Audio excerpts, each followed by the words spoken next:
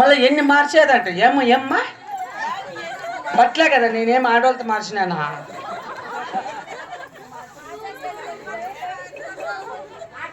ఎగదీమా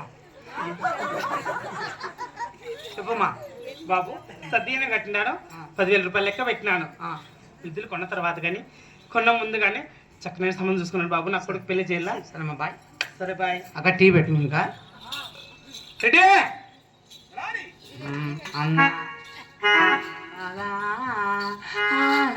బా అమ్మ కట్టింది గంగరాజు అన్న వచ్చింది కదా మూతలేసే టయానికి కట్టింది కాదరా కుట్టింది డబ్బులు కుట్టింది సరే రాయ్ వెళదామా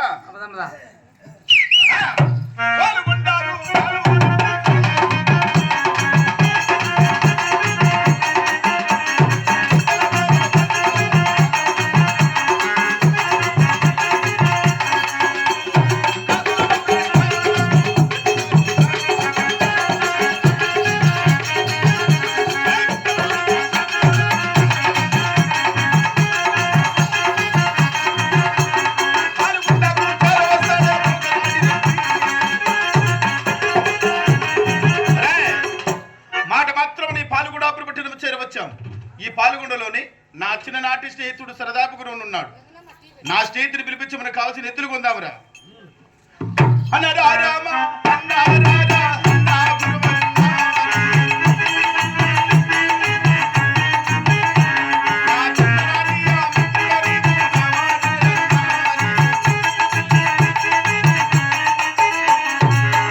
అన్నా సరదాపు గురువు అన్నా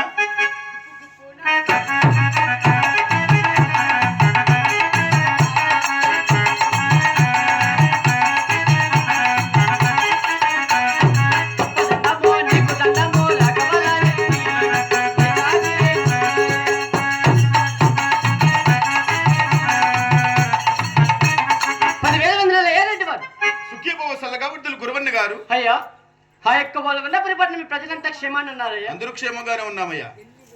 మరి మీరు కూడా క్షేమమే కదా? అవునయ్యా. సంతోషమయ్యా. గురవన్న అయ్యా నేను వచ్చిన కారణం ఏమిటి తెలుపనా? మేము అడుగుతాముండుప్ప. అడుగుప్ప. ఆ యొక్క ఓలగొండ పరిపట్నం నుండి ఈ యొక్క పాలగొండ పరిపట్నంకి వచ్చిన కారణమేమో నాతో తెలుపవయ్యా రెడ్డి వారు. ఫోన్ వచ్చింది. గురువన్న 7 మంది కన్ను కుమారులు కలిగి ఉండగా నా చిన్న కుమారుడైనటువంటి ఎంగళరెడ్డికి ఎత్తులు లేని కారణమున ఒకరిపైన ఒకరు వంతులు వేసుకున్న నా సేద్యవంతు కూడా బందిరిపోతున్నదయ్యా. నీవదే తెలిసి మాకు కావాల్సిన ఎత్తులకు కాడుకొని మీ పేరు చెప్పుకుంటాము గురువన్న. చింతాకంత సిటీలో లేక రాసి పంపిన ఆ యొక్క ఓలగొండ పరిపట్నం కాడి ఎద్దులు కూలవాన్ని పట్టుకోవచ్చా కదా రెడ్డి వారు.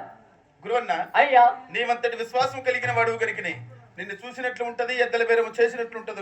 అవునయ్యా. మరి మాకు కావాల్సిన ఎద్దులకు కాడుకొని నమ్మకమైన కూలి వాళ్ళని పెట్టి నా ఓలుగుండాపురి పట్టణానికి తోలి పంపండి అయ్యా. అలాగేనయ్యా. ఇక మేము వెళ్ళి వస్తాం. అయ్యా రెడ్డి వారు రాక వచ్చారు. ఓహో కాస్త కొంచెం భోజనం చేసుకొని పోరండి అయ్యా రెడ్డి వారు.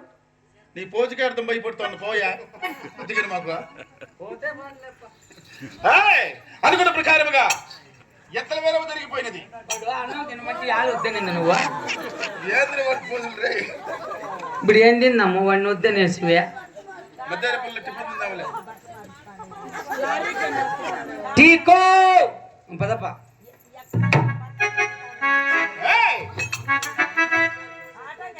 పాల్గొండలో పరిమాయను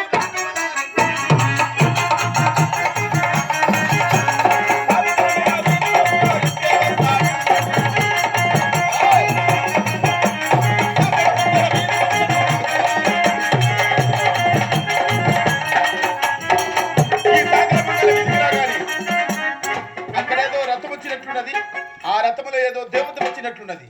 దగ్గరికి రాని మరి చూద్దాం.